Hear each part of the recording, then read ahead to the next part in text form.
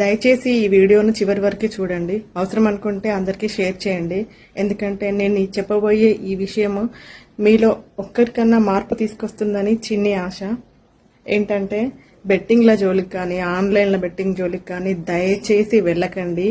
వెళ్ళి వాటికి అడిక్ట్ అయిపోయి అప్పుల పాలైపోయి లైఫ్ ఎండ్ చేసుకోకండి. మీ తల్లిదండ్రుల లైఫ్ని కూడా ఎండ్ చేయకండి. ఇంకా పెళ్ళైన వాళ్ళైతే భార్య పిల్లలు వాళ్ళ లైఫ్ని కూడా ఆగం చేయకండి. ప్లీజ్ అప్పుల పాలైపోయి ఇంకా లైఫ్ని ఎండ్ చేసుకోకండి. గవర్నమెంట్ మీకు చెప్తూనే ఉంది ఇవన్నీ ఫ్రాడ్, వాటి జోలికి వెళ్ళకండి అని.